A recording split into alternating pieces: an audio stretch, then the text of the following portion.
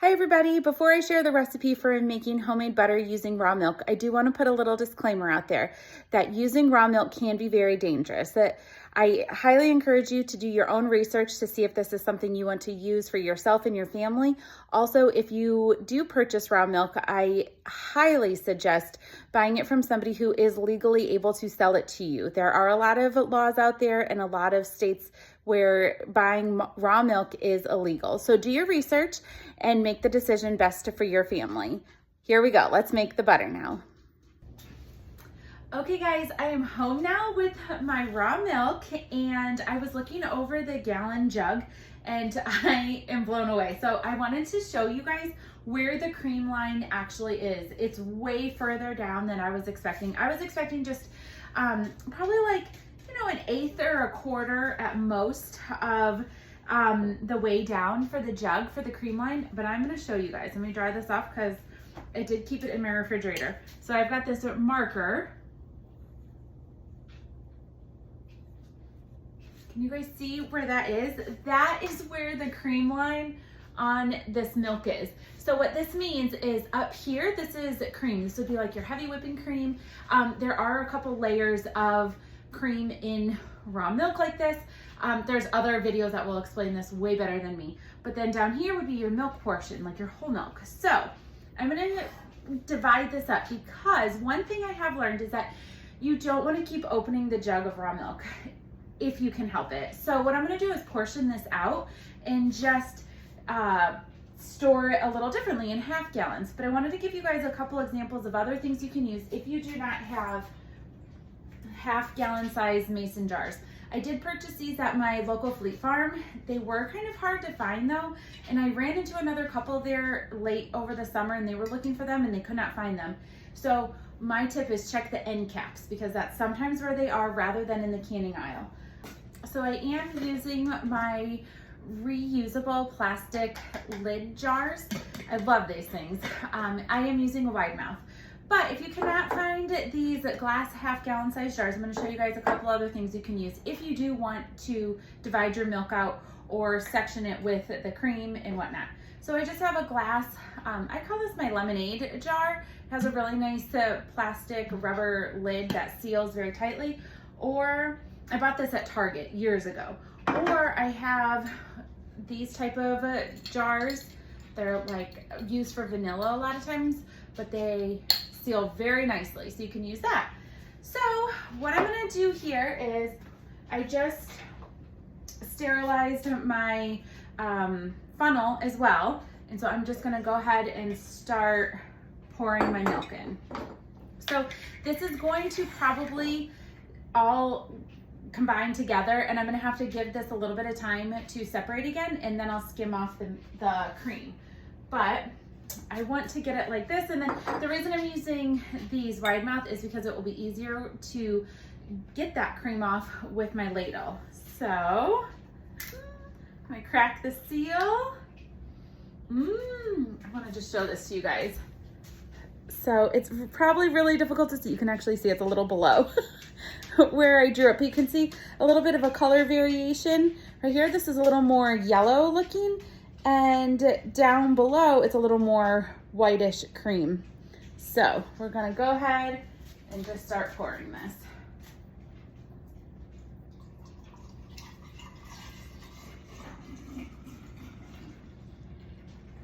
So my only experience with raw milk was with a class I took. It was offered at our high school, actually. It's through the community, and it was a whole creamery class, and I took it and I was astonished. I've never seen raw milk, I've never used raw milk, never tasted raw milk. I was like the dum-dum from the city in the class with all my Wisconsinite fellow community members who are very familiar with this stuff. But I was just blown away and so excited to learn. I love learning. If there's one thing that I can't preach more is just keep your brain active, okay guys? Keep learning. By degree, I'm a recreational therapist and I work with Alzheimer's and dementia, so just do yourself a favor and keep learning. So that is my little soapbox for today. All right, that one is, I'm gonna come back to this one. Oh my gosh, I'm so excited about this. All right, I'm not gonna fill these all the way just because I want to keep it easier for when I'm scooping, but what I'm gonna do is seal these up. Actually, I'm gonna bring the camera over here so you guys can see what these look like, because this one is definitely darker on top. You can see the cream because this was the first jar I poured. Okay, so my lighting is so bad in my kitchen. I apologize, but this is the first jar I poured. You can see it's more bubbly and it's darker if you compare it to this one, which has less bubbles and is a little brighter. Let's see if I can get it to focus. There we go. So you can see it's a little more yellowy looking than this one. So I'm just gonna go ahead and put the lid on these and store them in the refrigerator until I start to see the separation, and then I'll skim off this cream. Okay guys, it is the next day and I have let my raw milk sit in the refrigerator all night and morning so far. It's 9 o'clock, so I'm gonna go ahead and pull it out and show you guys where the cream line is.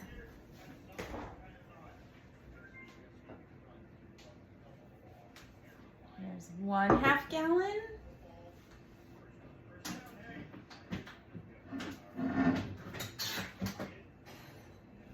And here's the second 1/2 gallon. So if I'm looking at these jars, I'm gonna show you guys this one first. This one has the least amount of cream, but here is the cream line. You can actually see it there on the camera. And then this one, let me turn it so you can see it there. Let's see, right here. So there's the cream line. So there's more in this one, which is exciting. So what I'm gonna do is actually skim this cream off. If I'm being honest, it looks like a lot less than when I had the jug yesterday and I drew the line on it. I'll have to put a picture in because today's garbage day and it's already in the recycling. But still, I'm really excited about this amount of cream because on a normal gallon of milk that I buy from the store, I don't get any of this, so I'm excited. So I have gone ahead and washed with really hot soapy water this wide mouth mason jar, and I'm gonna skim this milk off. Now I can turn this into butter, but I do need to wait for this to become about 62, 63 degrees. That's like the perfect temperature to make butter. So we'll let this sit out at room temperature. And it's not even that cold in my house. However, I will watch it to see when it does get about that temperature because I don't want it to get too hot. Otherwise the butter won't form properly. So I'm just gonna, this is just a gravy ladle. It fits really well in this wide mouth mason jar, and it has little pour spouts, so that works great. All right, this is so exciting. So I know a lot of people are very familiar with raw milk. They have heard about this, they've had this before, but I have not. This is a very new experience for me and I'm very excited. This is just something I've always thought about, but I didn't know where I could get it. So when I went to that creamery class and found a distributor that is legally able to sell the milk, I jumped on it. So it was expensive. This gallon of milk was $16. So I don't want to waste it. I want to use it to its full potential, but I'm excited about all the really great nutrients, vitamins, minerals, everything that is in this raw milk that make it more digestible to us humans. And like I said yesterday, I don't have any issues with milk. I don't really drink a lot of milk actually. I mostly drink half and half because I like it in my coffee, or I've been definitely known to just swig the jug because I really like really creamy milk, but I'm not just someone to have a glass of milk. Now, I do usually try to buy better milk, like more local milk. There is a company here that sells in the glass jugs to our local grocery store, and I do buy that, and then I make a deposit on the glass, and then I get that back, the deposit on the glass, when I return the jug. So, okay, I'm gonna do just a little bit more. One, and I'll get another mason jar out. One thing with butter making is you need to have a lot of space to make the butter. So I have this, it's almost halfway filled. This is enough that I'm not gonna put any more in here.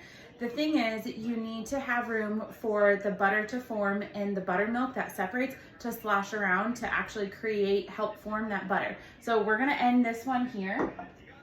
And I have my lids. So I just really like my plastical reusable lids. However, it's not an airtight seal. And what can happen is it can leak. So I do have the metal jar lid with the ring. And I'm gonna put that on, and I can put this on, or you can just take this and put it over. And now I have an airtight seal. And then once this is 62, 63 degrees, I'll start forming this into butter. So I'll come back. But for now, I'm gonna keep skimming this milk off, get the cream. I'll turn some into butter, and then I'll keep some in the refrigerator for half and half throughout the week until I can get my next order next week of another gallon.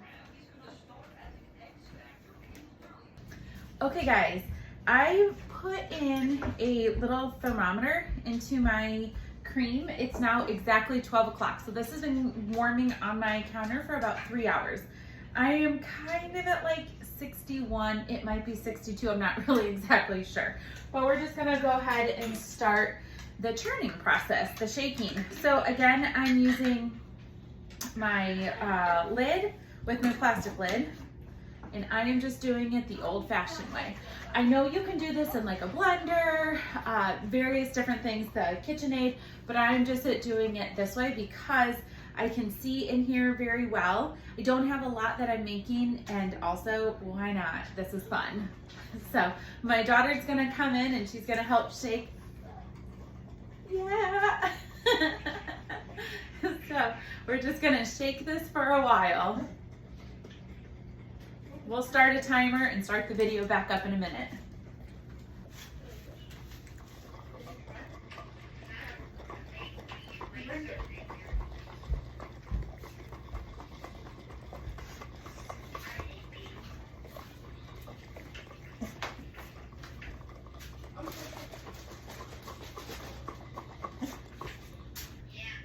Okay, so my daughter did come help me, even though she doesn't want to be in the video. Okay, so this is where we're at so far. Let me show you the lid. Let me get my spatula here. So again, I am using a very clean spatula. I just sterilized it and my counter's clean. So this is the consistency we have right now. We definitely need to keep going. But I think it's gonna form pretty quickly. So we're at 8 minutes total. It's 12:08 right now. So this isn't taking that long. We're gonna just keep shaking it. Okay, it's been about 1 more minute, and I wanna just show you guys. You can see that that yellow chunky stuff, that's the butter, and this white stuff is the buttermilk. Ah, this is so fun. I'm just gonna do it for a little bit longer. I wanna make sure I have the butter all formed. And then what we're gonna do is strain it and wash it. And I'm gonna put this buttermilk, the white stuff, into a jar and then use it for baking. You can drink it. It's not cultured, so it won't be thick like the buttermilk that you buy at the store. However, in full disclosure, I have not been able to find buttermilk at the store, at least at my local grocery store. I don't know why. So I always have to use whole milk and add vinegar to it. Not super awesome, but that's how I usually bake with buttermilk. So I'm really excited to actually have real buttermilk. Here at my house, I will culture this. The way that you culture buttermilk is just let it sit out on your counter for like 24 hours. I know it sounds kind of but it's true. And then it will be cultured and you can use it for baking. Okay, so we're at 10 minutes total for this, and I blabbed and handed it off to kids and stuff like that during that process. So really, it didn't even take 10 minutes. But I have this. So it's, oh my gosh, you guys, I'm like a little kid, so excited. Look at that butter. Ah! I'm so excited. So I'm gonna go ahead, strain this off, and start rinsing this butter. Okay guys, so I'm gonna strain off the buttermilk into another mason jar. This is a wide mouth, and I just sterilized it. Again, I'm using a little handheld fine mesh strainer. This works really great for mason jars, especially the wide mouth. So I'm going to, release the butter from the spatula. There we go. I'm just going to pour this in here.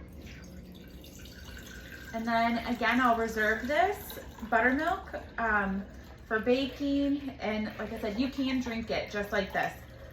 I tried it at the creamery class that I was at, and actually I really liked it. It is a little sour, but in like a good way. So, all right, here we go. So although it looks like we've gotten all of the buttermilk out, we need to wash this butter because any buttermilk stuck in this butter will make it spoil, make it rancid. So we're gonna wash it, and we can add a little salt if we choose to. So put the lid on this, set it aside. I'll bring you guys over to the sink. Okay, I'm gonna turn my water on cold and let it get really cold. I wanna use cold water for this process. I'll pull the butter out. And I'm just going to start, it's kind of hard to see, but it's cloudy water coming out because there's still buttermilk in here. Basically, this is called washing your butter.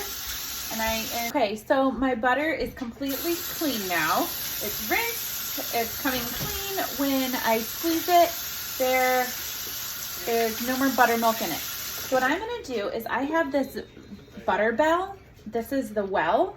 And this is the bell. This is old fashioned, and I'm gonna put this in here. I'm gonna use my spatula and push this down. So what this is, a butter bell is an old fashioned way of keeping butter out on your counter. What you do, so I have this in here in the bell. I'm gonna fill my well, I'll show you guys this first. I'm gonna get my hands clean. Oops, wrong one. The way that a butter bell works is you take your bell, and where this lands, once it's in here, you fill this portion that's left with cold water. And then your butter bell sits in there like this, and your butter is usable, spreadable all day long out on your counter, and it helps preserve it. So we're gonna get some cold water. It's about right, let's see. Yep, put this on. And now my butter is all ready to be used, and it's all adorable. And I'll just flip it over and use a knife and use my butter. Thanks so much for watching, you guys. I hope you enjoyed this video, and make sure you head on over to gatheredinthekitchen.com for more video tutorials and great recipes. Bye.